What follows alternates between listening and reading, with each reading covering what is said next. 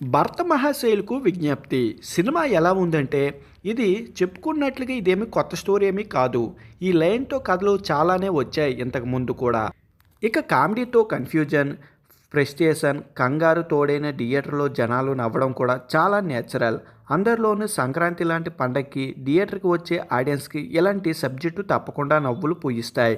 ఈ పాయింట్‌తో డైరెక్టర్ కిషోర్ తిరుమల బాగా వర్కౌట్ అయ్యిందనే చెప్పాలి. అందుకు తగ్గట్లుగానే కామెడీ ట్రాక్‌ను కూడా బాగానే రాసుకున్నారు.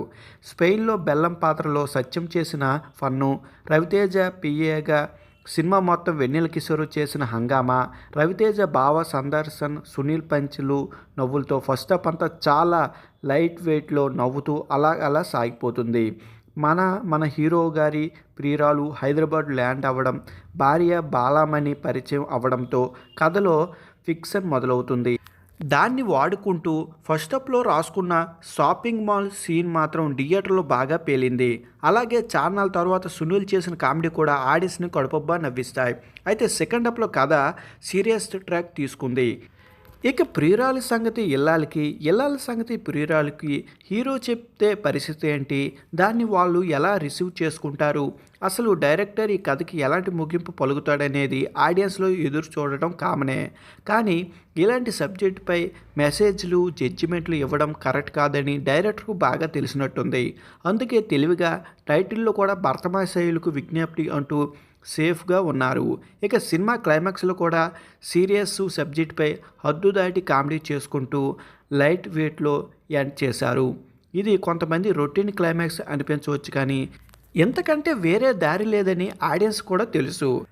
చాలా రోజుల తర్వాత రవితేజను ఇలా కామెడీ మూడ్లో చూడడం ఆడియన్స్కి రీ చాలా నవ్వులు పూయిస్తాయి. ముఖ్యంగా రవితేజ నుంచి కామెడీ కోరుకునే వారికి ఈ సినిమాలో బాగా ఎంటర్టైన్మెంట్ వస్తుంది. అలానే రవితేజతో సునీల్లో ఉన్న ట్రాక్ కూడా బాగా క్లిక్ అయింది. ముఖ్యంగా కిరసనాయిల్ ట్రాక్ కూడా బాగా నచ్చుతుంది. అలానే సెకండ్ హాఫ్లో వచ్చే జనరేటర్ సీన్ కూడా థియేటర్లో బాగా పేలింది. ఇక మానస పాత్రలో ఆసిక సినిమా మొత్తం చాలా గ్లామరడ్గా అందంగా కనిపిస్తుంది. మరొక వైపు రవితేజ భార్య బాలామణి డింపుల్ చాలా సింపుల్గా కనిపిస్తుంది. మానస అన్నగా తారక్ పొన్నప్ప పర్వాలేదు అనిపిస్తారు. ఇక సునీల్ గెటప్ సీను, మురళీధర్ గౌడ్, వెన్నెల కిషోర్, సత్య అందరూ పంచులు బాగానే పేలాయి.